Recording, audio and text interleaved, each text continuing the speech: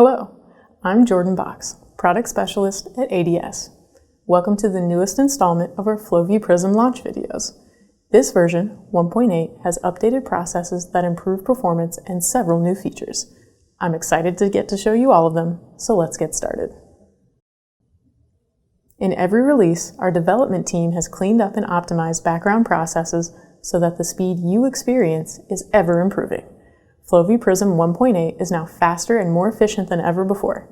When viewing data graphically or in reports, FlowView PRISM loads what you need in under a handful of seconds.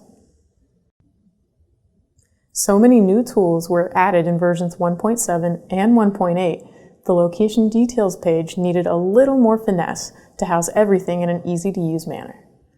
Now, when accessing the location details page, you will also see options to view and manipulate pieces of our newest features: the answer engine, flow balance report, and confirmation points. You'll be hearing more about these in just a few seconds. Flow balancing is a practical gauge of your system's data health, identifying areas that may require more in-depth attention. Within FlowView PRISM, you can quickly set up your upstream schematic to compare upstream locations and see net flows between monitors using the flow balance report. This report is exportable, able to be downloaded and referenced offline at your convenience. Calibrating sensors may not be fun, but doesn't need to be difficult to see within your data. In version 1.8, an ability to quickly add a confirmation point used to calibrate a sensor has been included.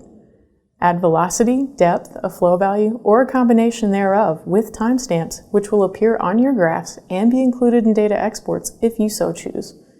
This is only the first phase of confirmation point inclusion, with more sophistication expected in following releases.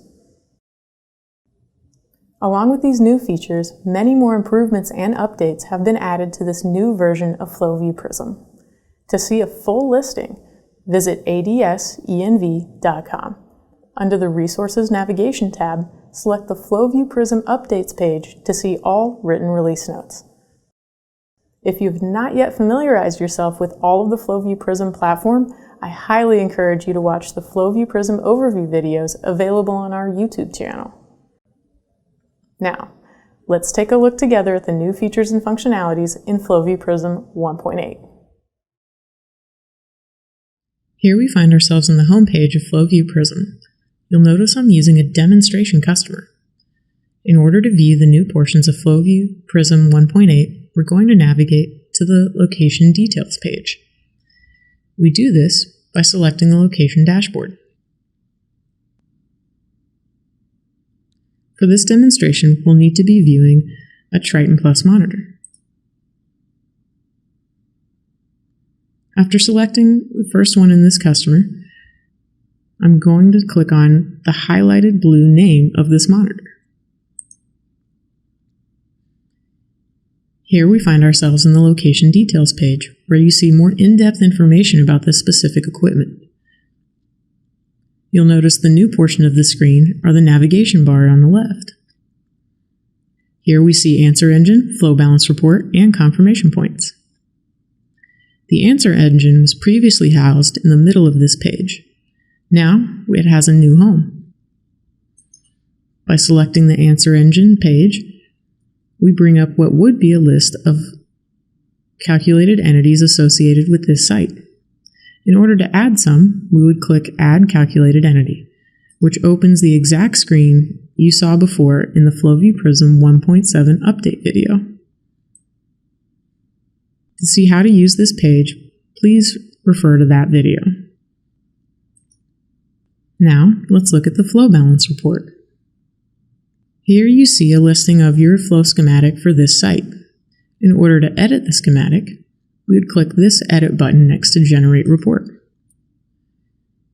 Here, you can add as many locations as you wish. You can designate them overflow or upstream, and select the exact monitor. Here, we want to look at the only upstream site available for this monitor. Now to view the composite totals, I'm going to generate the report. The default view is the previous week. You can change the date range here. You can select a custom range or one of our quick select ranges. The purple line shows the composite flow of all upstream monitors. The blue line shows your final flow entity for your currently selected monitor, and the yellow are your rain totals for the time period. Just like on the location dashboard, you can select this time slider to get a little closer view on your data. Below these graphs is a data table, which shows net, composite, and individual flow values. At the end of the report, you can see averages, minimums, and maximums for the selected time period. Now, this is a lot of information. If you'd like to refer to the exact report you've set up, again, we do suggest you select this download button. Doing so will bring up a print screen where you can save to a PDF or print your report however you wish.